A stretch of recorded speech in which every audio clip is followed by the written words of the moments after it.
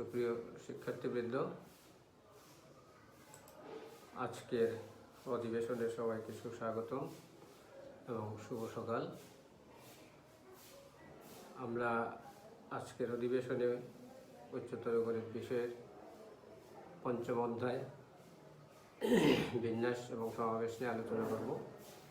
তো ইতোমধ্যে আমরা বিন্যাসের উপর 4টি ক্লাস নিয়েছি এবং সেখানে মোটামুটি আমরা বিন্যাস সংক্রান্ত সব ধরনের সূত্রের প্রয়োগ করেছি এবং সমস্যা সমাধান করেছি। আজকে আমরা যাব সমাবেশে। তো সমাবেশ আমরা প্রথম দিকে ছোট্ট করে আলোচনা করেছিলাম, সেটি একটু রিভিউ করি। আমি কিছু সংখ্যক বস্তু থেকে সবগুলি বা তার অংশ বিশেষ নিয়ে যত উপায়ে বাছাই করা যায় তা হলো সমাবেশ, যেখানে বাছাইকৃত জিনিসগুলির সাজানোর কোনো প্রয়োজন নেই। n সংখ্যক জিনিস থেকে r সংখ্যক জিনিসের সমাবেশকে আমরা সিম্বলাইজ করেছিলাম NCR দিয়ে। তাহলে আমরা সমাবেশটি আজকে আবার বিস্তারিত শুরু করব।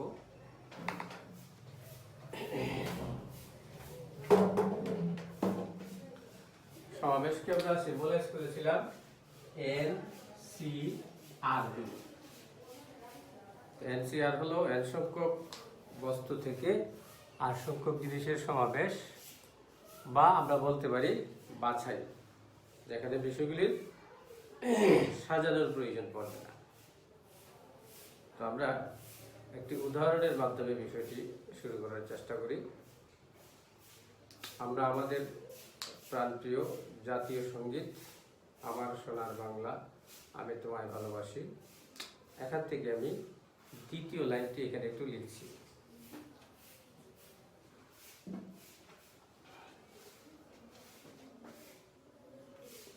আমি তোমায় ভালোবাসি। তো এই লাইনে যে 3টি শব্দ রয়েছে, আমি তোমায় ভালোবাসি, তো এদেরকে আমরা মনে করি এক একটি ক্যারেক্টার বা এক একটি বস্তু। আমি মনে করি বস্তু মনে করি, আমি দেখি যে এই বস্তুগুলিকে কত উপায়ে বিন্যাস করা যায়। যেহেতু আমরা বিন্যাস পড়েছি, যে বিন্যাস হলো বস্তুগুলিকে সাজানো, এলো ভালো করে সাজানো। তাহলে আমি আরেকটা দিতে পারি, তোমায় আমি ভালোবাসি। ভালোবাসি আমি তোমায়। ভালোবাসি তোমায় আমি। আবার বললাম তোমায় আমি ভালোবাসি। আবার বললাম তোমায় ভালোবাসি আমি। তাহলে এখানে দেখো, এই যে আমরা এই লাইনটির 3টি শব্দকে যে সাজাইলাম, বা 3টি বস্তু মনে করি বা ক্যারেক্টার মনে করে সাজাইলাম, তাহলে আমি এই সাজানোর ব্যবস্থা পেলাম 1 2 3 4 5 6। তাহলে বিন্যাসের সাথে এটি কিন্তু যায়। বিন্যাসের সাথে যদি আমি এটাকে ভাবতে চাই, তাহলে এখানে কিন্তু সঠিক ফলাফল আসে, 6টা বিন্যাসে পাওয়া যায়। অর্থাৎ আমি যদি এদেরকে কম্পেয়ার করি, আমিকে কম্পেয়ার করলাম এ দিয়ে, তারপর তোমাকে কম্পেয়ার করলাম বি দিয়ে, তারপর ভালোবাসিকে কম্পেয়ার করলাম সি দিয়ে। তাহলে আমি এখান থেকে পাবো A C B, B S C, B C A, C A B, C B. তার মানে এই 6টা বিন্যাস আমি এখানে সিম্বলাইজ করলাম এবিসি দ্বারা। এখন আসো, আমি যদি এটিকে একটি থিম মনে করি, এখানে কি বোঝাতে চাচ্ছি, যে আমি তোমায় ভালোবাসি, আসলে প্রত্যেকটা থেকে দেখো আমরা কিন্তু একই থিম পাবো, অর্থাৎ আমি এই লাইনটা পড়ি বা এই লাইন পড়ি বা এই 6টা লাইনের যে লাইনটাই পড়ি না কেন, আমার থিম কিন্তু একটাই আসে, যে আমি তোমায় ভালোবাসি। তাহলে এই যে থিম পাচ্ছি আমি একটা, কিন্তু অ্যারেঞ্জমেন্ট পাচ্ছি আমি 6টা। এই 6টা যে অ্যারেঞ্জমেন্ট পাচ্ছি, এই বিষয়টি হচ্ছে বিন্যাস। কিন্তু আমি যদি থিমের ব্যাপারে কল্পনা করি, এই থিমের ব্যাপারে কল্পনা করলে আসবে একটা থিম, অর্থাৎ তুমি যেভাবেই ঘুরে ফিরে বলো, থিম কিন্তু একটাই বোঝায়। এটি হচ্ছে আসলে সমাবেশ, অর্থাৎ জিনিসগুলিকে সাজানোর প্রয়োজন পড়বে না। এখানে কাদের সম্মেলন ঘটলো এবং কত উপায়ে ঘটলো, এই জিনিসটা হচ্ছে তোমার সমাবেশ। সম্মেলন ঘটলো কিন্তু একটাই, অর্থাৎ তুমি এই উপায় বলো আর এই উপায় বলো সমাবেশ হিসেবে, অর্থাৎ এখানে সম্মেলন হিসেবে, এখানে যাদের সম্মেলন ঘটলো এখানে তাদের সম্মেলন ঘটলো, প্রত্যেকটাতেই সেম জিনিসের সম্মেলন ঘটলো। তাহলে এখন আমরা সিম্বলে আসি। ABC, ACB, BAC, BCA, CAB, CBA 6টা ভিন্ন ভিন্ন শব্দ বা সাজানো ব্যবস্থা বা বিন্যাস। কিন্তু আমি যদি সমাবেশ বলি, এই 6টার প্রত্যেকটাতেই কিন্তু একই জিনিসের সমাবেশ ঘটলো। এখানে এবিসি এর সমাবেশ ঘটলো, প্রত্যেকটাতেই এবিসি এর সমাবেশ ঘটলো। তাহলে সমাবেশ হচ্ছে আবার এখানে একটা, কিন্তু বিন্যাস হচ্ছে আবার 6টা। তাহলে এইভাবেই আমরা বিন্যাস এবং সমাবেশের পার্থক্যটা করবো, কোন বিষয়টা বিন্যাস, কোন বিষয়টা সমাবেশ। আচ্ছা, এখন আসো যে এই দুটোর মধ্যে রিলেশন, যে বিন্যাস বা সমাবেশ থেকে আমরা বিন্যাস থেকে সমাবেশ বা সমাবেশ থেকে বিন্যাস কিভাবে পেতে পারি। তাহলে এখানে আমার বিন্যাস ছিল ফ্যাক্টরিয়াল 6টা, এখানে 1 2 3 4 5 6, এখানে 6টা। আর যদি আমি সমাবেশ বলি, সমাবেশ হবে একটা, সমাবেশ হবে এখানে কার কার সমাবেশ ঘটলো, এ, বি এবং সি এ। এখন এই সমাবেশে যে কয়টা বস্তু রয়েছে, এদেরকে যদি আমরা নিজেদের মধ্যে সাজাই, অর্থাৎ আরেকটা ভিন্ন কাজ করি, তাহলে সমাবেশটা কনভার্ট হয়ে যাবে বিন্যাসে। তাহলে আমার এখানে একটা সমাবেশ, এই সমাবেশের অন্তর্গত আছে 3টা বস্তু। এই 3টা বস্তুকে যদি আমি সাজাতে পারি ফ্যাক্টরিয়াল 3 উপায়, অর্থাৎ আমার সমাবেশ হচ্ছে একটা, এই একটা সমাবেশকে আমি সাজাতে পারি ফ্যাক্টরিয়াল 3 উপায়, দ্যাট ইজ 6। এই 6টা আসবে বিন্যাস। তাহলে আমি সমাবেশ থেকে বিন্যাসে চলে যেতে পারি। তাহলে সম্পর্কটা হলো যে বিন্যাস যদিও এনসিআর বিন্যাসের মধ্যে, সমাবেশের মধ্যে যতটা বস্তুর সমাবেশ ঘটলো, বস্তু হচ্ছে আর সংখ্যক। তাহলে এখন আর সংখ্যক বস্তুকে যদি আমি সাজাইয়ে ফেলি, সাজানো যায় ফ্যাক্টরিয়াল আর উপায়ে। তাহলে সমাবেশকে আমি যখন সাজানো ব্যবস্থা দিয়ে গুণ দিব, ফ্যাক্টরিয়াল আর হবে সাজানো ব্যবস্থা। এই গুণফলটা তখন ইন্ডিকেট করবে আমি শুধুমাত্র আর সংখ্যক বস্তুকে নিয়ে সমাবেশ করি নাই, পাশাপাশি আমরা সাজাইলাম। তো যেহেতু সাজাইলাম, এটা হয়ে গেল বিন্যাস। তাহলে এনপি আর, এটা হচ্ছে তোমার মূল সম্পর্ক। এনসিআর এবং এনপিআর এর মধ্যে সম্পর্ক হচ্ছে এনসিআর ইনটু ফ্যাক্টরিয়াল আর সমান সমান এনপিআর। এটিকে আমরা কাজে লাগাবো।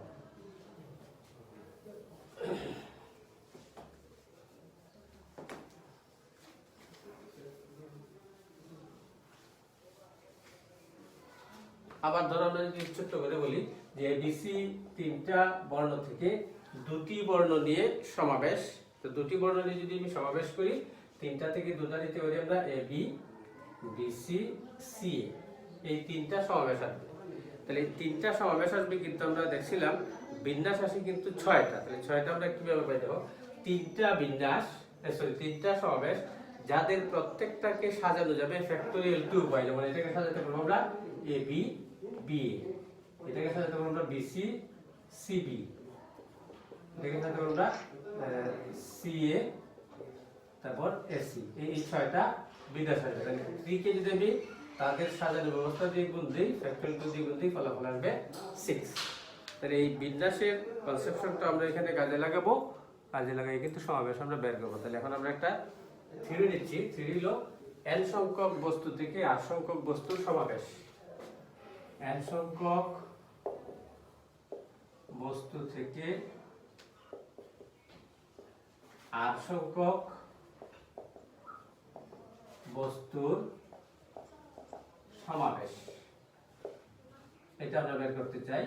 তাহলে আমরা ধরি সমাবেশ হচ্ছে, ধরি সমাবেশ আমি x বলতে পারি, আবার যেহেতু সিম্বল জানি বললাম এনসিআর। এখন হলো এই সমাবেশ থেকে যদি আমি এখন বিন্যাস পেতে চাই, তাহলে এই সমাবেশে যতটা বস্তুর সমাবেশ ঘটলো, তাদের সাজানো ব্যবস্থা দিয়ে আমি গুণ দিয়ে ফেলবো। গুণ দিলে এটি হয়ে যাবে সমাবেশ। সুতরাং বিন্যাস n pr সমান ncr ইনটু ফ্যাক্টরিয়াল r, অর্থাৎ আমরা এই কনসেপশনটাকে কাজে লাগালাম যে আমার দুইটা বস্তু ছিল, এখানে দুইটা বস্তু আমি বিন্যাস করতে পারতাম তিন উপায়ে। এই দুইটা বস্তুকে তিন উপায়ে যে বিন্যাস করলাম, প্রত্যেকটা সমাবেশ করলাম, প্রত্যেকটা সমাবেশকে সাজানো যাবে ফ্যাক্টরিয়াল 2 উপায়ে, ইকুয়াল টু হবে 6।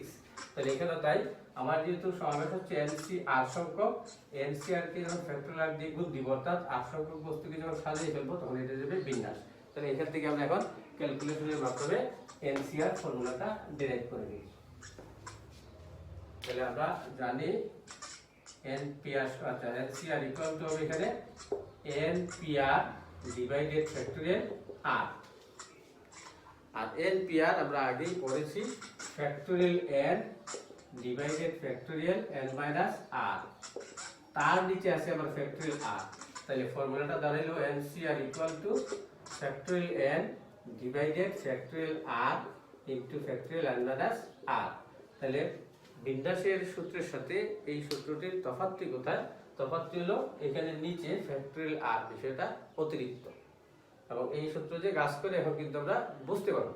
যেমন ধরো আমরা আগেই নিয়েছিলাম যে ABC তিনটি বর্ণ থেকে দুইটা বর্ণ নিয়ে কতগুলি সমাবেশ আসে। আমরা দেখছিলাম সমাবেশ আসে আমাদের তিনটা, এই তিনটা সমাবেশ যে আসে আমরা প্র্যাকটিক্যালি আগে দেখছি, এখন কিন্তু এই থিওরিটিক্যালি এই সূত্র দিয়েও দেখবো। তাহলে তিনটা বস্তু থেকে আমি দুইটা বস্তু দিয়ে সমাবেশ করতে চাই 3C2, তাহলে এই সূত্রটা আমরা প্রয়োগ করি।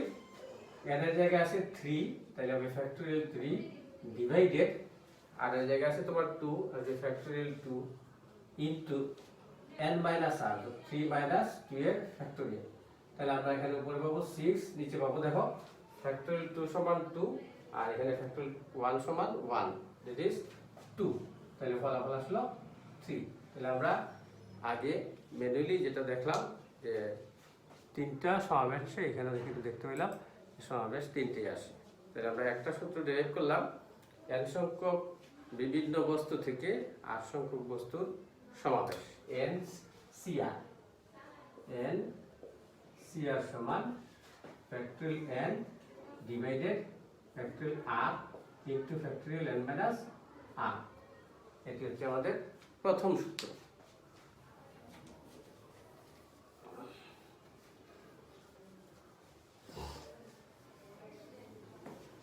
তাহলে এই সূত্র দিয়ে আমরা যখন কোনো নাম্বারের উপরে ক্যালকুলেশন করতে যাব, ক্যালকুলেশনগুলি আমরা কীরকম করবো দেখো।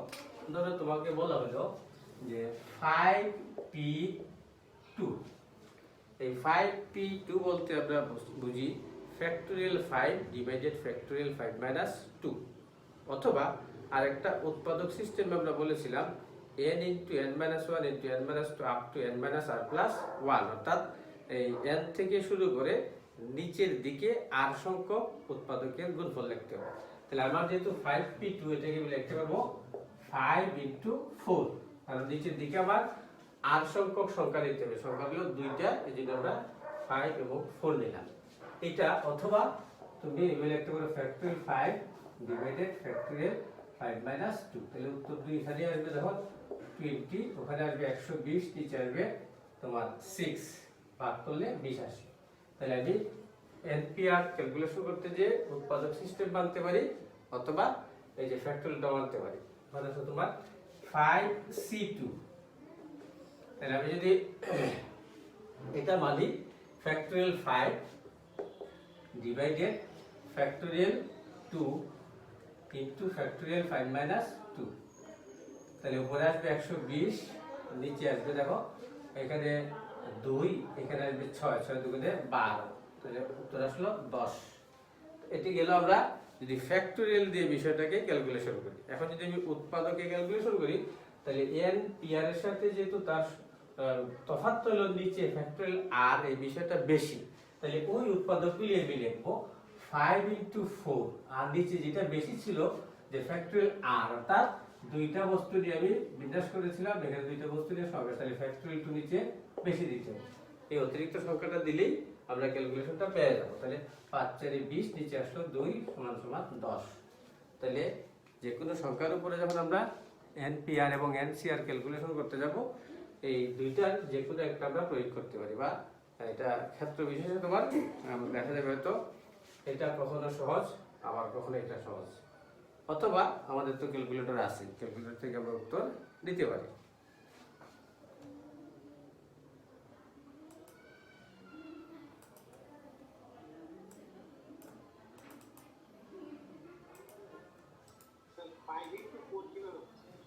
হ্যাঁ, 5 into 4 হলো আমি 5 থেকে 5টা থেকে 2টা দিয়ে সমাবেশ করতেছি, তাহলে 2টা সংখ্যা নিতে হবে 5 থেকে তার নিচের দিকে, n into n minus 1 into n minus 2 ভাবে সংখ্যা কমাই ফেলতে হবে। যদি এখানে 3 থাকতো 5c3 থাকতো, তাহলে আমি 5 into 4 into 3 পর্যন্ত নিতাম, যে তোমার 3টা সংখ্যা দরকার। যদি আবার 10p3 হয়, তাহলে আমি লিখব 10 into 3 into 9 into 8, এটা পিআর এর জন্য, যে এখানে নিচে আবার ফ্যাক্টরিয়াল 3 নিতে হবে। আর যদি 10c3 আমি যাই, তাহলে 10 থেকে শুরু করে আমাকে 3টা সংখ্যা নিতে হবে, তাহলে 10 নিলাম, 9 নিলাম, ধারাবাহিক 8 নিলাম, আর নিচে ফ্যাক্টরিয়াল 3। ক্লিয়ার বিষয়টা? পরিষ্কার হলো কিনা তোমাদের? পরিষ্কার হয়েছে?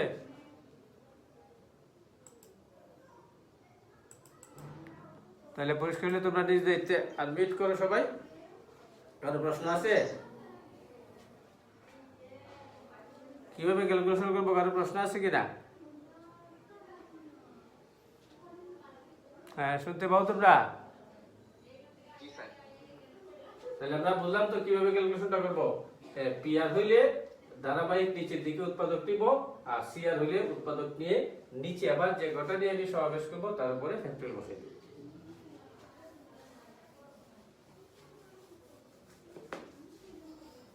আচ্ছা, এখন আমরা ছোটখাটো দুই একটা এক্সাম্পল নিই। ধরো বলা হলো যে n পিআর সমান 240। একটা প্রবলেম আমরা লিখতেছি n পিআর ইকুয়াল টু 240 এবং n সিআর সমান 120। এটা হইলে পরে আমাকে এখন n এবং r এর মান বের করতে হবে। তাহলে n সিআর এবং n পিআর এর যে ফর্মুলা আমরা জানি, ফর্মুলাগুলো এখানে কিন্তু আমরা কাজে লাগাবো, কাজে লাগাইয়া আমরা এটা সমাধান করব।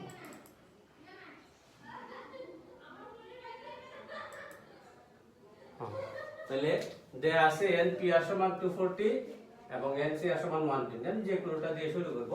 তাহলে এটা দিয়ে শুরু করি, যে দেওয়া আছে n পিআর সমান 240। এখন আমরা যে সম্পর্কটা একটু আগে দেখলাম, যে n পিআর হয় n CR into factorial r, এটাকে আমরা প্রয়োগ করে দিই। তাহলে n পিআর এর জায়গায় n CR into factorial r equal to 240। আবার n সিআর দেওয়া আছে 120, এটাকে এখানে আমরা ইউজ করলাম 120 ইনটু ফ্যাক্টরিয়াল r সমান সমান 240। তাহলে আমার ফ্যাক্টরিয়াল r সমান হচ্ছে 120 দিয়ে তাকে যখন ভাগ করব 2। আমরা এর আগের ক্লাসে ফ্যাক্টরিয়াল নাম্বার সিস্টেম যখন আলোচনা করেছিলাম, আমরা বলেছিলাম যে কোন সংখ্যার ফ্যাক্টরিয়াল যদি এই 2 হয়ে থাকে, তাহলে সংখ্যাটা কি আমরা খুঁজে বের করতে পারবো।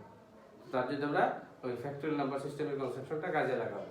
তো এই 2 কে আমি লিখতে পারি ফ্যাক্টরিয়াল 2, ফ্যাক্টরিয়াল r সমান ফ্যাক্টরিয়াল 2। সুতরাং এখানে লজিক হলো r ইকুয়াল টু 2। তাহলে r সমান পেয়ে গেল আমরা। তো এখন বাকি রইল n বের করা। তো n বের করার জন্য আবার তুমি n সিআর এও যেতে পারো, আবার n পিআর এও যেতে পারো, যে কোনোটাতে যেতে পারো, গিয়ে ওই r এর জায়গায় 2 বসিয়ে n টা তুমি বের করে ফেলতে পারো। তাহলে আমি আবার n পিআর এ গেলাম। n পিআর এ গেলাম কেন? n সিআর এ কিন্তু ক্যালকুলেশন একটু বেশি, এই যে ফ্যাক্টরিয়াল r এটা অতিরিক্ত আছে, তো এটা আমি একটু এড়িয়ে চললাম। তাহলে factorial n divided factorial n minus r equal to 240। এখন factorial n divided factorial n minus r, r এর জায়গায় আছে তোমার 2, তাহলে r এর জায়গায় যদি 2 হয়, আমি বসাইলাম n মাইনাস 2 এর ফ্যাক্টরিয়াল ইকুয়াল টু 240। এখন আরেকটা সম্পর্ক আমরা পড়েছিলাম, যে ফ্যাক্টরিয়াল থেকে যদি আমরা সংখ্যাটা বাইরে নিয়ে আসি, তাহলে ভেতরে 1 কমে যায়। তাহলে এখানে যেহেতু n এর উপরে ফ্যাক্টরিয়াল আছে, আমি n বের করে দিলাম।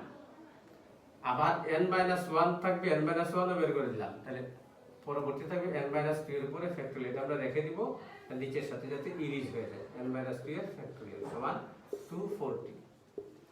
আমি ডান দিকটা একটু মুছে দিই,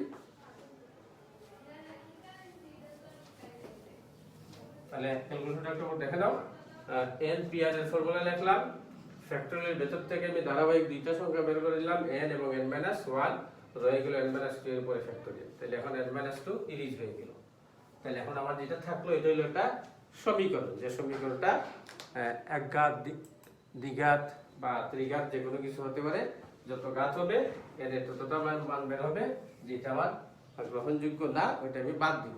তাহলে এখন আসবে n square minus n minus 240 equal to 0। তাহলে এখন এটাকে দেখো তুমি সমাধান করতে পারো কিনা, তোমরা নিজেরা একটু সমাধান করো, সমাধান করে দেখো কি হয়। 240 কে ফ্যাক্টরাইজ করে করা যায় কিনা।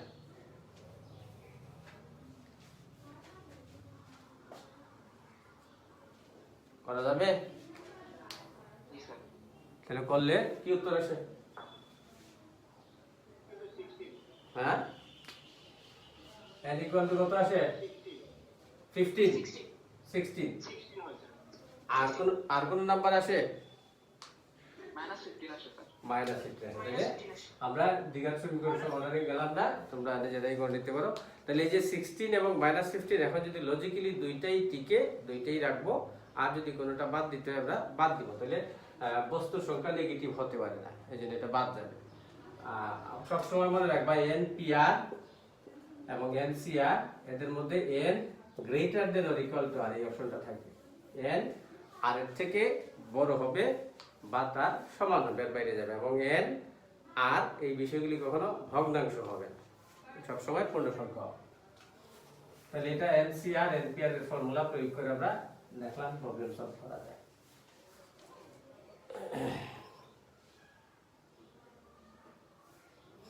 আচ্ছা, আর একটা প্রবলেম তোমরা লেখো, আমি পড়ছি এখান থেকে।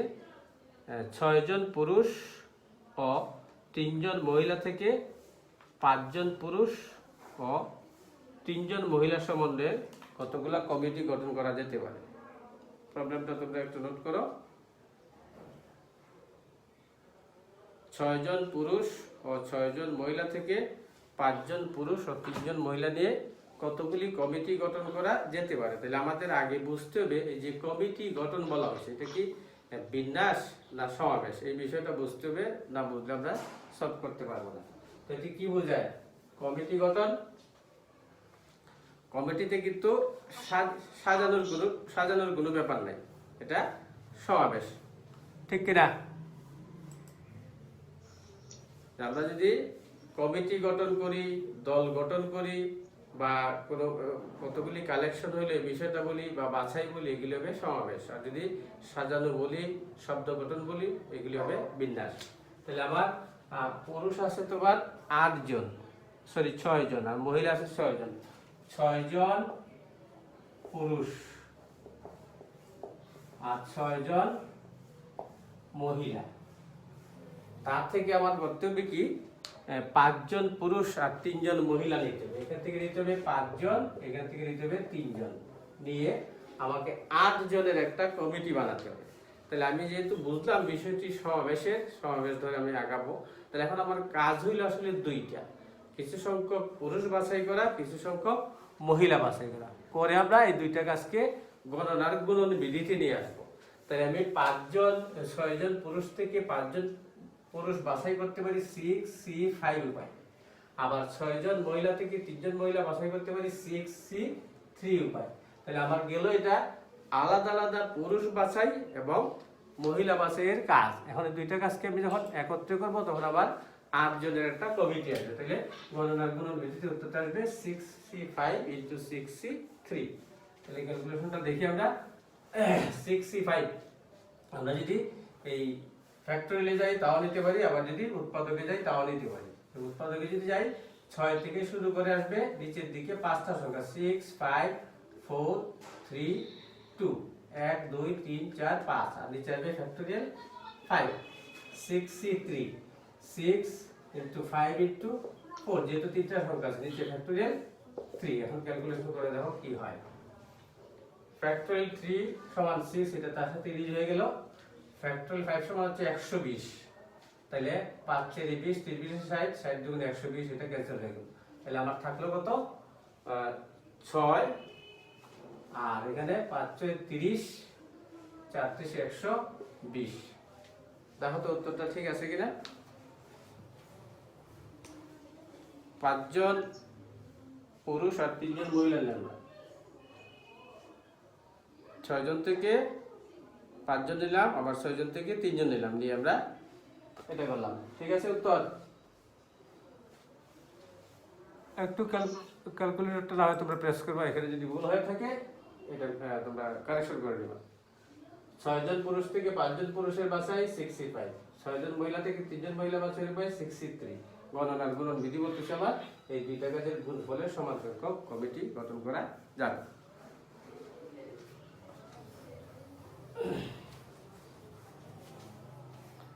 তাহলে এইভাবে আমরা বিভিন্ন সমাবেশ করতে পারবো এখন একটি গুরুত্বপূর্ণ বিষয় নিব আমরা সম্পূরক সমাবেশ সম্পূরক সমাবেশ বা কমপ্লিমেন্টারি অথবা কম্বিনেশন সম্পূরক সমাবেশ বলছে যে n সংখ্যক জিনিস থেকে r সংখ্যক জিনিস নিয়ে সমাবেশ এবং n সংখ্যক জিনিস থেকে n - r সংখ্যক জিনিস নিয়ে সমাবেশ করলে ফলাফলটা সেম হবে আমরা একটু एग्जांपल আগে দেখি যে ABC তিনটা বর্ণ থেকে যদি আমি দুইটা বর্ণ নিয়ে সমাবেশ করি সমাবেশগুলি হবে AB BC এবং C অর্থাৎ তিনটা সমাবেশ এখানে আবার যদি আমি একটা নিয়ে সমাবেশ করি আসবে A B এবং C এখানেও কিন্তু তিনটা সমাবেশ তাহলে এটা হলো গিয়া 3C2 আর এখানে 3C1 তাহলে 3C2 এর ফলাফল এবং 3C1 এর ফলাফল দেখতে পাচ্ছি আমি সমান তাহলে এইটাকে আমি বলতে পারি 3C3 - 2 তাহলে সম্পূরক হয়ে গেল তিনটা থেকে দুইটা নিয়ে সমাবেশ আর তিনটা থেকে 3 - 2 সংখ্যক নিয়ে সমাবেশ অর্থাৎ এই তোমার 3 - 2 আর এই 2 যখন যোগ করব টোটাল সংখ্যাটা পাওয়া যাবে 3 এই জন্যই 3C2 এবং 3C3 - 2 এদেরকে বলা হচ্ছে একটার একটা সম্পূরক সমাবেশ তাহলে দুইটাই ফলাফল দেখা যাচ্ছে তার মানে আমরা বলতে পারি n সংখ্যক জিনিস থেকে r সংখ্যক জিনিস নিয়ে সমাবেশ এবং n সংখ্যক জিনিস থেকে n - r সংখ্যক জিনিস নিয়ে সমাবেশ সমান হবে যেটা অ্যাপ্লিকেশন আমরা এখানে দেখলাম দেখো n এর জায়গায় 3 দুইটাতেই এখানে r এর জায়গায় 2 আর এখানে n - r হয়ে যাবে 3 - 2 that is 1 তাহলে এটা আমরা এখন একটু ক্যালকুলেশন করে দেখি যে আসলে সেম আসে n সংখ্যক জিনিস থেকে r সংখ্যক জিনিসের সমাবেশ তো আমরা আগেই দেখেছি এখন n সংখ্যক জিনিস থেকে n - r সংখ্যক জিনিসের সমাবেশটা আমরা একটু দেখি অর্থাৎ তার রাইট সাইড দিয়ে আমরা কাজ করি রাইট সাইড দিয়ে যদি কাজ করি nc n - r তাহলে nc r এর যে ফর্মুলাটা আমরা ডিরাইভ করেছি এই ফর্মুলাটাকে এখানে প্রয়োগ করলে দেখি আমি n এর জায়গায় n ই আছে কিন্তু r এর জায়গায় আছে n - r তাহলে ওই ফর্মুলাতে আমরা এটা বসাই দেখি কি ঘটে factorial n divided factorial r এর জায়গায় বসবে আসলে n - r into factorial n - r n minus r এর জায়গাটা বসবে n - r তাহলে এটা যদি মাইনাস করে বসাই -n প্লাস r তাহলে factorial n divided factorial n - r into এখানে n ইরিজ হয়ে গেল ফ্যাক্টরিয়াল r তাহলে ঘুরে ফিরে দেখা যায় ওই সূত্রটাই তো আসলো NCR এর যে ফর্মুলা NCN - r এর সেম ফর্মুলা আসলো যেটা আমরা বলতে পারি এটা NCR প্র্যাকটিক্যালি আমরা দেখলাম যে n সংখ্যক জিনিস থেকে r সংখ্যক আর n - r সংখ্যকটি যদি আমরা সমাবেশ করি সমাবেশগুলি সমান হয় আর আগে ছিল a b b c c a পরে ছিল a b এবং c অর্থাৎ ওখানে তিনটা সমাবেশ এখানে তিনটা সমাবেশ এই সম্পূরক সমাবেশটা আমরা কাজে লাগাবো কোথায় ধরো তুমি একটা ক্যালকুলেশনে পাইলা 10c8 আবার কোথাও পাইলা 10c2 তো তুমি যদি এটা ক্যালকুলেশন করে থাকো এটা ক্যালকুলেশন করার প্রয়োজন নাই কারণ এটাই হচ্ছে তার সম্পূরক অর্থাৎ 10 - 8 করলেই 2 হয় তাহলে এটার যদি ফলাফল তুমি আগে পেয়ে থাকো এটার ফলাফল বের করা দরকার নেই, তুমি এই সুবিধাটা দিবা। অথবা যদি এটা কোথাও বের করে থাকো আগে, তাহলে এটা বের করতে গিয়ে নতুন করে ক্যালকুলেশন করা দরকার নেই, এই ফলাফলটাই তুমি বসাই দিবা। তো NCR এবং NCN-R এই দুইটা পরস্পর সমান, এটা আমরা কিন্তু প্রয়োগ করব কোথাও। এখন একটা ক্যালকুলেশন দেখো, NCX equal to NCY, এই সমীকরণটা আমাদের দেয়া আছে। তো এই সমীকরণটা যদি দেয়া থাকে, বাম পাশে n সংখ্যক জিনিস থেকে এক সংখ্যক জিনিসের সমাবেশ করা হলো, ডান পাশে n সংখ্যক জিনিস থেকে y সংখ্যক জিনিসের সমাবেশ করা হলো, এবং বলল এরা পরস্পর সমান। তো সমান বলল সমীকরণে, তার থেকে আমি কি সিদ্ধান্ত নিব? আমি কি সিদ্ধান্ত নিব এটা যে x আর y সমান কিনা। তো হলে আমি যদি বলি x সমান y হবে, যদি এটা আমি বলি তাহলে দেখো কি ঘটে। ধর আমি একটু আগে বললাম 3C2 এবং 3C1 সমান, কারণ দুইটারই ফলাফল ছিল আমার 3। তাহলে 3C2 আর 3C1 যদি সমান হয়, আর এই থিওরিটাকে আমি প্রয়োগ করতে যাই, তাহলে আমার দাঁড়াচ্ছে 2 = 1। তাহলে দেখো এটা বিষয়টা কিন্তু ইনভ্যালিড হয়ে গেল, ইনভ্যালিড হয়ে গেল। তাহলে NCX সমান NCY হলে x সমান y সব সময় লেখা যাবে না। যাবে না কখন যাবে না?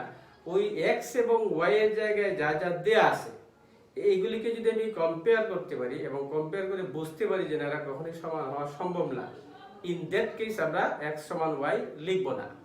আর যদি আমি এখান থেকে সিদ্ধান্ত নিতে না পারি যে আসলে দুইটা সমান কিনা বা কম বেশি আছে কিনা, সিদ্ধান্ত যদি না নিতে পারি, তাইলে আমি লিখতে পারবো x = y। যেমন ধরো এখানে 3C x সমান দেওয়া আছে 3C1, তাহলে আমি এখন কিন্তু x এবং 1 দেখে সিদ্ধান্ত নিতে পারি তারা সমান হবে কি হবে না। ইন দ্যাট কেস আমি x = 1 লিখে দিতে পারি।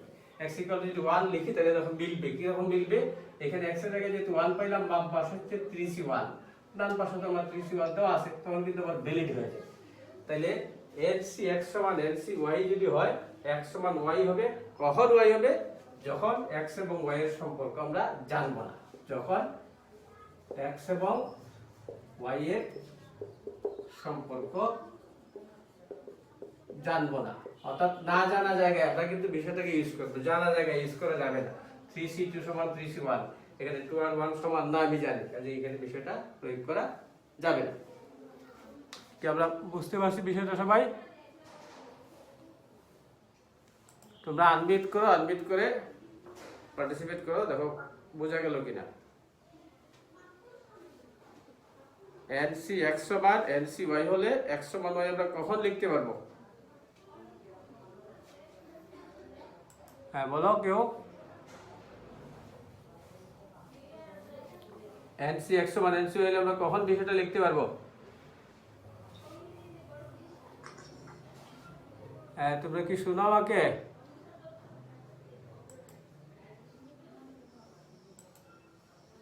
হ্যালো, তোমরা শুনতে পাও? কখন আমরা বিষয়টা প্রয়োগ করব? কখন প্রয়োগ করব? যখন স্যার x আর y এর ভ্যালু সমান থাকবে না, মানে আমরা জানি না বা জানি না, না জানলে আমরা বিষয়টা প্রয়োগ করব। ঠিক আছে, থ্যাংক ইউ।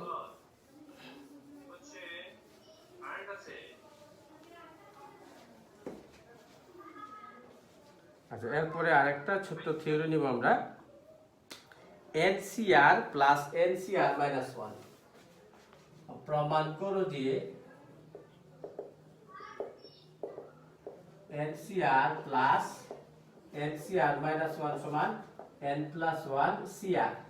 অর্থাৎ বিষয়টা হলো এমন, n সংখ্যক জিনিস থেকে r সংখ্যক জিনিসের সমাবেশ এবং r-1 সংখ্যক জিনিসের সমাবেশের যোগফল আসবে n+1 সংখ্যক জিনিস থেকে r সংখ্যক জিনিস নিয়ে যতভাবে সমাবেশ করা যায়। এবং এটা যেহেতু একটা ম্যাথমেটিক্যাল ক্যালকুলেশন, আমরা একটু করে দেখি যে আসলে হয় কিনা। লেফট সাইড আমার NCR প্লাস NCR-1। এখন আমি তারপরে NCR এর ফর্মুলাটা আমরা প্রয়োগ করব। তো এখানে আরেকটা ফর্মুলা কিন্তু আমরা পেলাম, লিখলে কি NCR এবং NCN-R দুইটা বিষয় পরস্পর সমান আমরা পেলাম। তাহলে এটাতে ক্যালকুলেশন করি। Factorial n over factorial r into factorial n minus r NCR এর ফর্মুলা আমরা প্রয়োগ করলাম। ডান পাশে তাই আমরা প্রয়োগ করব ফ্যাক্টরিয়াল n ডিভাইডেড আমার r এর জায়গাটা নিল কিন্তু r মাইনাস 1, তাহলে এখানে r এর জায়গায় r মাইনাস 1 হবে, তাহলে r minus 1 factorial into n minus r এর জায়গাতে হবে r মাইনাস 1, তাহলে মাইনাস r প্লাস 1 ফ্যাক্টরিয়াল। আচ্ছা, এই সরলজ্ঞটা করতে গিয়ে আমরা কমন আনকমন বিষয়গুলি একটু ভাববো। ফ্যাক্টরিয়াল r আর এখানে আছে ফ্যাক্টরিয়াল r মাইনাস 1।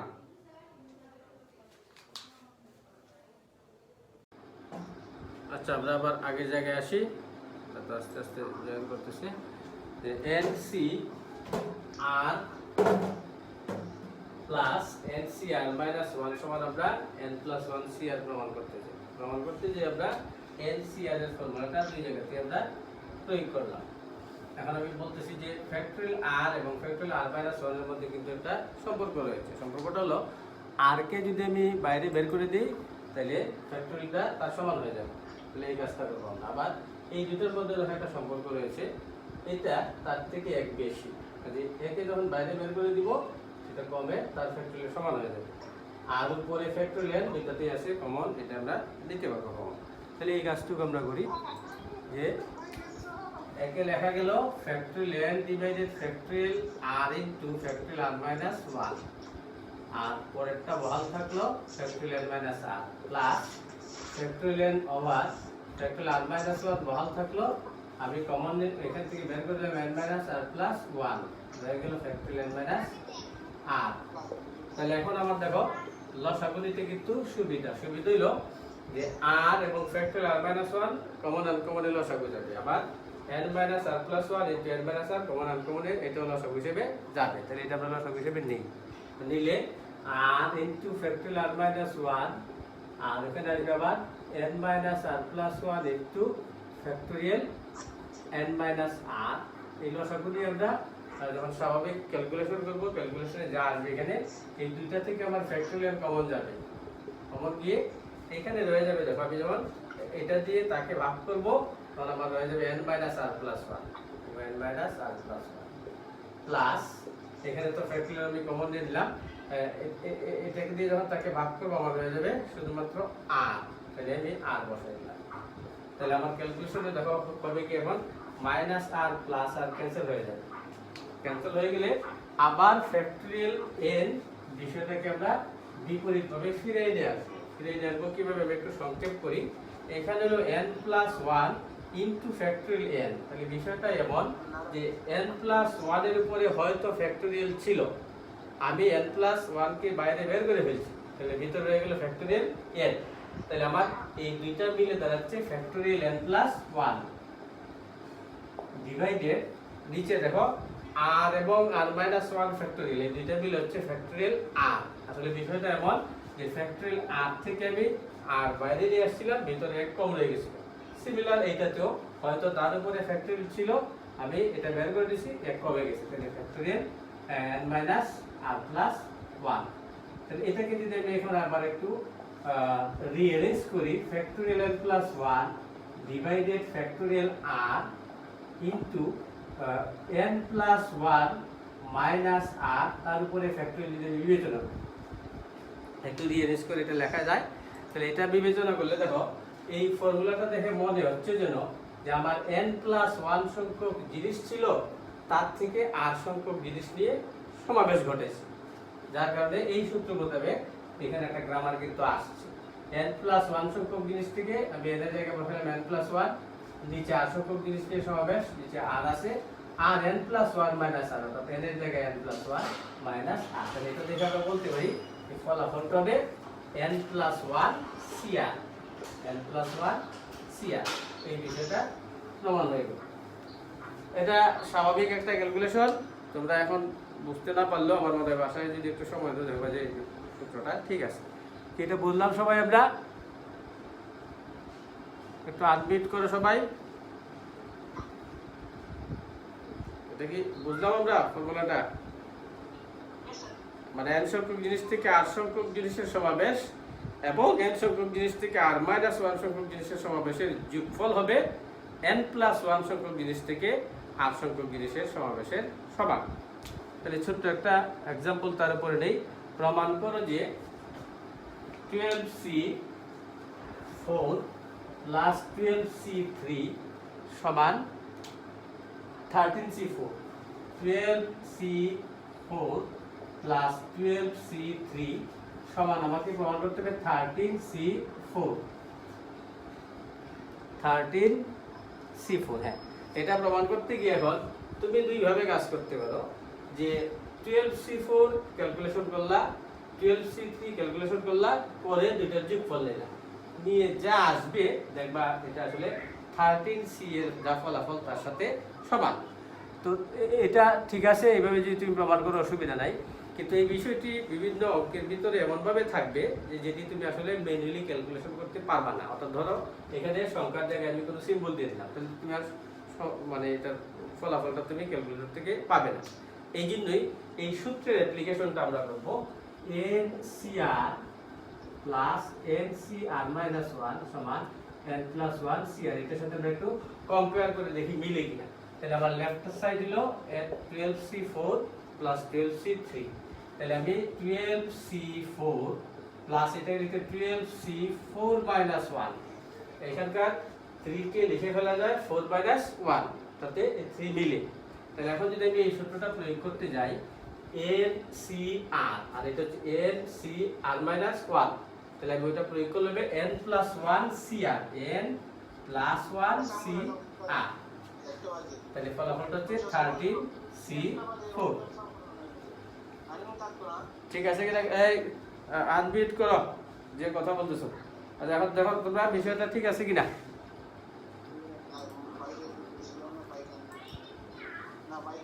বিষয়টা প্রয়োগ আমরা বুঝতে পারলাম। 12C4 প্লাস 12C4 মাইনাস 1 লিখে 12 প্লাস 1 CR অর্থাৎ n প্লাস 1 CR প্রয়োগ করলাম। কি ঠিক আছে?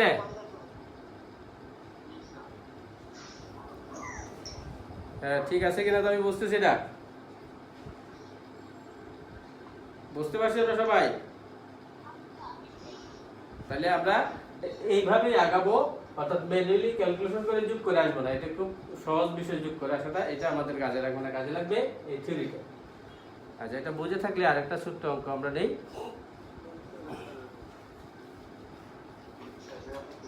Twice NCR equal to twice NCR plus 2, twice NCR plus 2 এই ইকুয়েশনটা ধরো দেয়া আছে। এখন এখান থেকে আমাকে n এর মান বের করতে হবে। twice NCR সমান twice NCR plus 2 দেয়া আছে। তাহলে আগে আমরা দেখি এই যে এটা কি সম্পূরক সমাবেশের সাথে যায় কিনা। যদি যায় আমরা ওখানে যাব, আর না গেলে অন্য বিষয় প্রয়োগ করব। তো দেখো twice n ঠিক আছে, আর এখানে r, কিন্তু এখানে যদি twice n মাইনাস r হতো তাহলে কিন্তু আমরা বলতে পারতাম সম্পূরক সমাবেশ। তো যেহেতু NCR এবং NCn মাইনাস r এর সাথে বিষয়টা যায় না, তাহলে অন্যভাবে চেষ্টা করতে হবে। তো চেষ্টাটা হলো, দেখো আমি লিখেছিলাম যে NCx সমান NCy হলে x সমান y, এটা আমরা লিখেছিলাম। তাহলে এটা এখানে আমরা প্রয়োগ করতে পারি কি না একটু রেসপন্স করো সবাই। NCx সমান NCy হলে x সমান y, বিষয়টা কি আমরা প্রয়োগ করতে পারি? একজন বলতেছো জি আর একজন না। জি যে বলতেছো সে বলো কেন আমরা পারি? সম্পর্ক কিভাবে জানা নাই? এটা r এবং এটা r প্লাস 2, তাহলে এটা থেকে এটা 2 বেশি, মানে সম্পর্ক আমার জানা জানা না? এটা r, এটা r প্লাস 2, তাহলে সম্পর্ক আমি জানি না। এক কুইক রেসপন্স করো। জানি যেহেতু আমরা প্রয়োগ করতে পারবো। আমরা বলছিলাম যে এটা প্রয়োগ করবো তখন যখন সম্পর্কটা আমি জানি না, তা না হলে তো আমার বিষয়টা একটু অযৌক্তিক বা ইনভ্যালিড বিষয় চলে আসবে। আমি যদি এটাকে x ট্রিট করি আর এটাকে y ট্রিট করি, তাহলে দেখো কি করতেছে, 0 সমান 2 হয়ে যাবে, যেটা ইনভ্যালিড বিষয় আসবে। তাহলে এটা আসার কারণ হলো আমরা সম্পর্ক জানি অথচ এই সূত্র প্রয়োগ করে ফেলছি, এই জন্যই এই সমস্যাটা হলো। তাহলে আমরা এটা প্রয়োগ করতে পারবো না, কিন্তু আমার সমস্যাটা সমাধানও করা লাগবে। তো সমাধান করতে গিয়ে আমরা বললাম দেয়া আছে twice NCR সমান twice NCR plus 2, তার থেকে এখন বললাম ধরো আমি যে কোনো এক পাশে আমি সম্পূরক সমাবেশটা অ্যাপ্লাই করব। NCR সমান NCN মাইনাস R কেন অ্যাপ্লাই করব এটা একটু পরে আমরা দেখতেছি। আমি এখানে বললাম NCN মাইনাস R এটা প্রয়োগ করলাম, অর্থাৎ সম্পূরক সমাবেশ মোতাবেক এই NCR কে NCN মাইনাস R লিখে ফেললাম। যে কাজটা তুমি চাইলে ডান পাশেও করতে পারতো, তবে দুই দিকে একই সাথে প্রয়োগ করলে আবার আগের মতোই অবস্থা হবে। এখন আমরা কেন প্রয়োগ করলাম 2n মাইনাস R এবং R প্লাস 2 এই দুইটার মধ্যে দেখো এখন কিন্তু আমরা সম্পর্ক জানি না। আগে জানতাম যে একটা থেকে আরেকটা দুই বেশি, এখন কিন্তু বলতে পারবো না একটা থেকে আরেকটা তত পরিমাণ বেশি। হ্যাঁ তুমি বলতে পারো যে এর জায়গায় বিভিন্ন সংখ্যা বসাই যদি চিন্তা করা হয়, তো এখানে তো তোমার সংখ্যা নাই, সিম্বল আছে। সিম্বল যেহেতু আছে তুমি 2n মাইনাস R এবং R প্লাস 2 এর সম্পর্ক আসলে তুমি জানো না, এটা সমান কি সমান না। কাজেই একটাকে x আর একটাকে y হিসেবে ট্রিট করা যাবে। যাবে যেহেতু 2n minus R equal to R plus 2। এখন দেখো আমরা এখান থেকে বের করতে চাইছিলাম কিসের মান, n এর মান নাকি r এর মান? r এর মান। তাহলে r যদি ক্যালকুলেশন করতে চাই আমি এই দুইটা আর এক পাশে যাবে আমি 2r আর 2r এর সাথে 2 বিগ হয়ে আসবে 2n minus 2 that is r সমান হয়ে যাবে n মাইনাস 1। তাহলে আমরা এটা ক্যালকুলেশন করতে পারলাম। কি বুঝছি সবাই? বোঝা গেল বিষয়টা? বুঝা গেছে না? আচ্ছা তাহলে আমরা এটা প্রয়োগ করে কিন্তু বিষয়টা দেখতে পেলাম যে এটা কাজ করে। আর একটা ছোট্ট एग्जांपल নিয়ে আমরা এখানে ছোট ছোট ক্যালকুলেশন কিন্তু অনেক সময় এমসিকিউ তে পাওয়া যাবে। NC2 সমান 3/5 ইনটু NC4। NC2 সমান 3/5 NC4। NC2 সমান 3/5 NC4। এখান থেকে আমাকে n এর মান বের করতে হবে। n ইকুয়াল টু কত এটা আমরা জানতে চাই। তাহলে আবারও একই বিষয় আমরা প্রয়োগ করব। NC2 সমান 3/5 ইনটু NC4। তাহলে আমরা এখন দেখি যে এই ইকুয়েশনে এই পাশে একটা সমাবেশ এই পাশে একটা সমাবেশ, কিন্তু তার আগে একটা ভেরিয়ার আছে, একটা সংখ্যা যেহেতু আছে তাহলে NCX সমান NCY এই বিষয়টা এখানে আমরা অ্যাপ্লাই করতে পারবো না। এটা না থাকলে আমরা তো চেষ্টা করতাম, আর চেষ্টা করতে গেলে না তখন NC2 সমান NC4 যদি হয় 2 আর 4 সম্পর্ক আমি জানি যে x সমান y লিখতে পারবো না। ইন দ্যাট কেস এক পাশে আমি সম্পূরক সমাবেশটা প্রয়োগ করে আসবো। তাহলে 3/5 যেহেতু আছে এখন আমাকে করতে হবে কি, হয় এই NC2 কে তার ফ্যাক্টরিয়াল সূত্র দিয়ে আমি ভাঙবো অথবা উৎপাদক দিয়ে আমরা ভাঙবো, যখন যেটা তোমার সুবিধা হয় ওইটাই প্রয়োগ করবা। তো দুই জায়গাতেই যেহেতু n আছে আমি উৎপাদক দিয়ে যাই। তাহলে NC2 বলতে আমরা বুঝি n তারপর n-1 ডিভাইডেড ফ্যাক্টরিয়াল 2। এই উৎপাদক সিস্টেমে আমি গেলাম, n থেকে নিচের দিকে আমি দুইটা সংখ্যা লিখলাম, নিচে ফ্যাক্টরিয়াল 2, ডান পাশে 3/5 ইনটু NC4। তার মানে আমাকে n থেকে নিচের দিকে চারটা সংখ্যা নিতে হবে, n-1 into n-2 into n-3, চারটা সংখ্যা নিচে ফ্যাক্টরিয়াল 4। তো এটা নেওয়াতে আমার সুবিধা কি, দুই পাশ থেকে আমরা বিভিন্ন ফ্যাক্টর এখান থেকে ইরেজ করে ফেলতে পারবো। অবশ্য ফ্যাক্টরিয়াল নিয়ম তুমি করতে পারতা, কাজটা একটু সময় বেশি লাগবে। তাহলে আমি n এবং n-1 দুইটা এখান থেকে ইরেজ করে দিলাম। তো বাকি যা রইল দেখো এখানে কিন্তু একটা দ্বিঘাত সমীকরণ আসবে, n-2 ইনটু n-3, আর এইগুলি সংখ্যা যখন আমরা হিসাব করবো একটা দ্বিঘাত সমীকরণ আসবে। তো এই দ্বিঘাত সমীকরণ যখন আসবে এই দ্বিঘাত সমীকরণটা আমাদের পক্ষে সমাধান করা সম্ভব।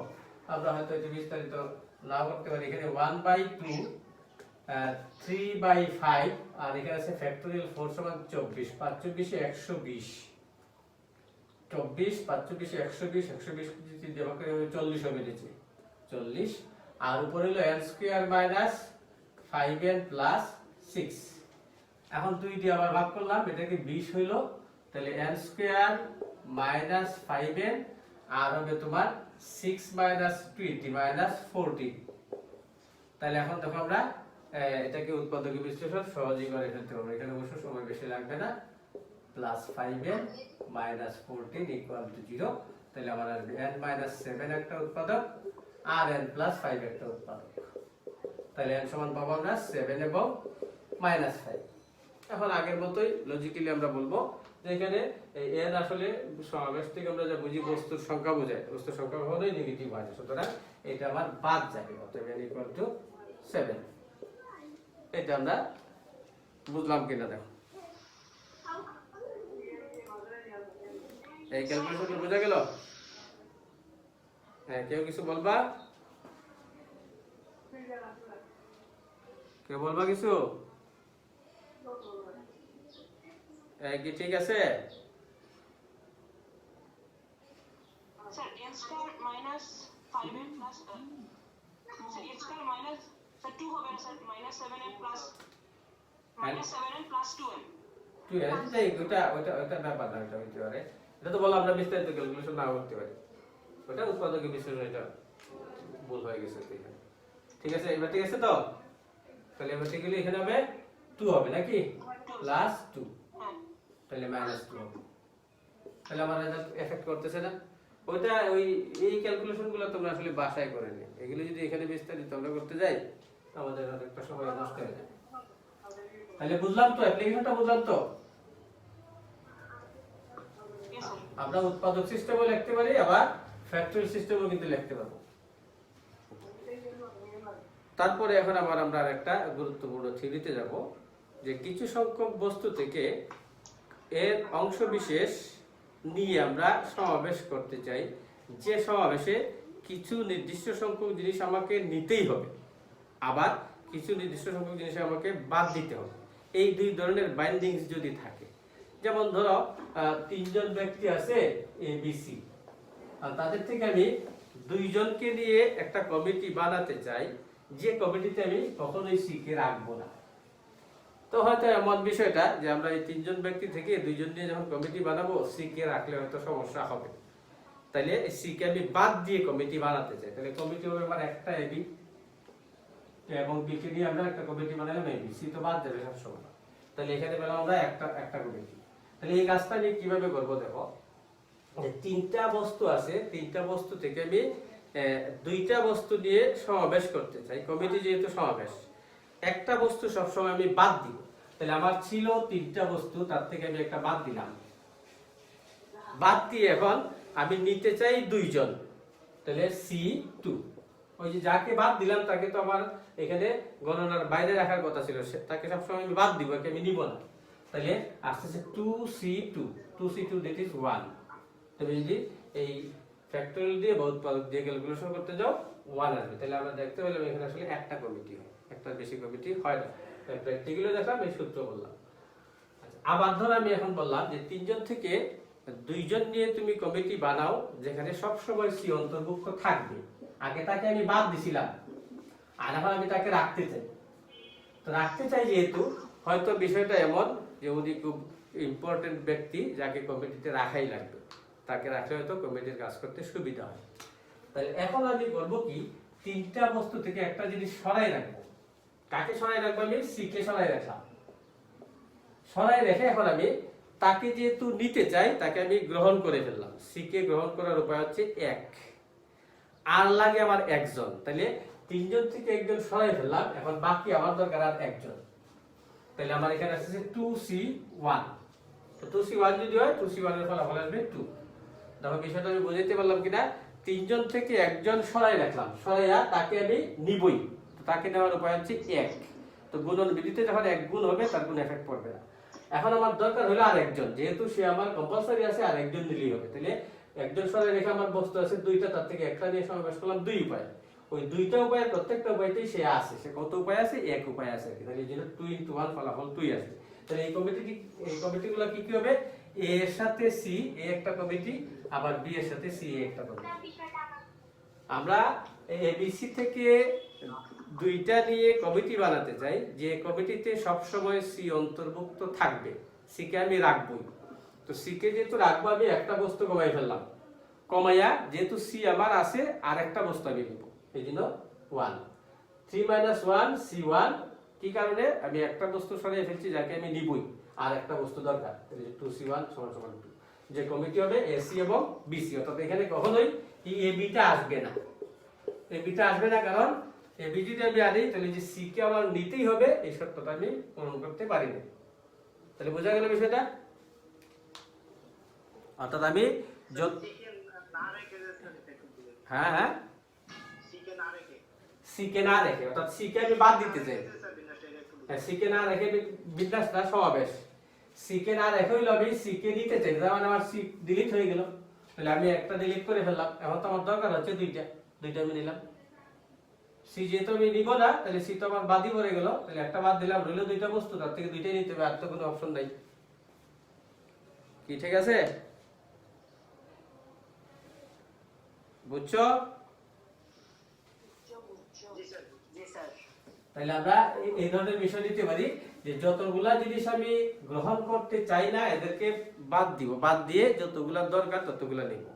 আবার যতগুলাকে আমি গ্রহণ করতে চাই এটাও টোটাল নাম্বার থেকে বাদ দিব, বাদ দিয়ে আমার রিজার্ভে রাখবো, রেখে বাকি রেস্ট যা আমার দরকার তা নিয়ে আমি সমাবেশ করে দেব। তাহলে সূত্রটা হচ্ছে n সংখ্যক বস্তু থেকে r সংখ্যক বস্তু নিয়ে সমাবেশ, যেখানে একটা বললো r সংখ্যক p সংখ্যক বস্তু সর্বদা বাদ যাবে এমন সমাবেশ সমান হবে, আমি n সংখ্যক জিনিস থেকে p সংখ্যক জিনিস বাদ দিয়ে ফেললাম, বাদ দেওয়ার পর আমার নিতে হবে কিন্তু r সংখ্যক, কারণ p সংখ্যক জিনিস আমি একেবারে ডিলিট করে দিয়েছি। আর 2 নম্বর হলো p সংখ্যক বস্তু সর্বদা অন্তর্ভুক্ত থাকবে, এমন সমাবেশ। তাহলে আমি এবারও n সংখ্যক জিনিস থেকে p সংখ্যক জিনিস বাদ দিলাম, বাদ দিয়ে বাদ দেওয়া বলতে এখানে কিন্তু আলাদা করে রাখার পর আমার দরকার হচ্ছে এখন r মাইনাস p সংখ্যক, ওই যাবি এই p সংখ্যক আলাদা করে রাখলাম, এদেরকে আবার নিয়ে নিব আমি কিন্তু একটা উপায়, এই যার জন্য এই গুণফলের সাথে এক যখন গুণ দিব আমরা ফলাফলটা বাড়বে না বা চেঞ্জ হবে না। তাহলে এটার উপরে আমরা একটা প্রয়োগ দেখি। তোমরা একটু লেখো যে 8 জন বালক ও 2 জন বালিকা থেকে 8 জন বালক এবং 2 জন বালিকা থেকে আমাকে কমিটি বানাইতে হবে 6 জনের, বালিকা থেকে 6 জনের কমিটি গঠন, যেখানে একটু মুছে ফেলি, যেখানে আমি এখন বলবো কি 2 জন বালিকা সব সময় বাদ দিতে চাই, 2 জন বালিকাকে আমি নিতে চাই না, 2 জন বালিকা আমি না নিয়ে এই 8 জন বালিকা আর 2 জন বালিকা মাঝখান থেকে 6 জনের কমিটি বানাইতে চাই। তাহলে এই প্রসেসটা আমি যেহেতু 2 জন বালিকাকে সব সময় বাদ দিতে চাই, তাহলে আমার 2 জন বাদ দিলে রইল আর 8 জন, এই 8 জন থেকে নিতে হবে আমার 6 জন। 2 জন বালিকা সর্বদা বাদ দিয়ে কমিটি গঠনের উপায়, এই ফলাফলটা আসবে আমার। টোটাল ছিল 8 জন যোগ 2 জন সমান 10 জন, আর 10 জন থেকে আমি কিন্তু 6 জনের কমিটি বানাতে চাই, 6 জনের কমিটি যেহেতু বানাতে চাই এই 2 জন বালিকা সবসময় আমি বাদ দিব, তাহলে 10 থেকে 2 বাদ গেল, অর্থাৎ 10 - 2 সি আমার দরকার কয়জন? 6 জন। দ্যাট ইজ শুধুমাত্র ওই বালকদের থেকে দিয়ে আসলে কমিটি গঠনের বিষয়টা বোঝায়। তাহলে 8 সি 6, কেউ একজন ক্যালকুলেশন করতে পারবে কিনা? ধরো 8C6, আমি যদি ফ্যাক্টরিয়ালে যাই, ফ্যাক্টরিয়াল 8 নিচে আসবে ফ্যাক্টরিয়াল 6 আর ফ্যাক্টরিয়াল 2, তাহলে ফ্যাক্টরিয়াল 8 থেকে আমি 8 বের করলাম, 7 বের করলাম, রয়ে গেল ফ্যাক্টরিয়াল 6, আর নিচে factorial 6 into factorial 2, factorial 6 cancel করলাম, 7 8 এ 56, 2 দিয়ে ভাগ করলে 28, অর্থাৎ 28টা কমিটি হবে বালিকাদের যদি আমি বাদ দিই। আর দ্বিতীয় প্রশ্ন হলো এখন বালিকাদের যদি আমি গ্রহণ করে কাজটা করি, তো সবসময় 2 জন বালিকাকে আমি নিবই, তাহলে 2 নম্বর হলো বালিকাদের 2 জন আর কি বালিকাদের সর্বদা গ্রহণ করে কমিটি সংখ্যা। এখন কেউ একজন বলো দেখি, বলতে পারো কিনা? মালিকাদের সবসময় গ্রহণ করে, মালিকাদের আমি রাখবো। হ্যাঁ, কি আসবে উত্তর?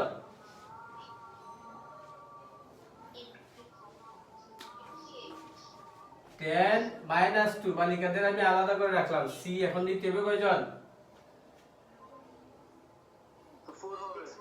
6 minus 2, yes, 6 minus 2, that is 8c4.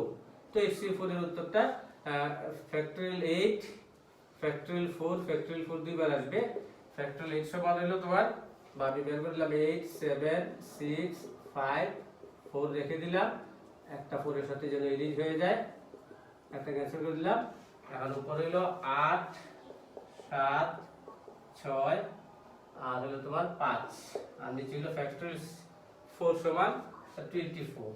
তাহলে 8 3 এ 24, 3 দুগুণে 6, তাহলে 7 দুগুণে 14, 5 14, 70টা কমিটি হবে।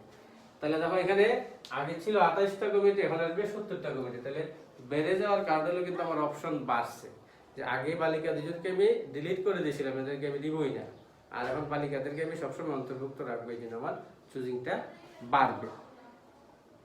তাইলে আমরা যে বিষয়গুলি বললাম এখানে, যে কিছু সংখ্যক বস্তু থেকে নির্দিষ্ট সংখ্যক বস্তু সর্বদা বাদ দিয়ে আবার সর্বদা গ্রহণ করে কিভাবে সমাবেশ করা যায়।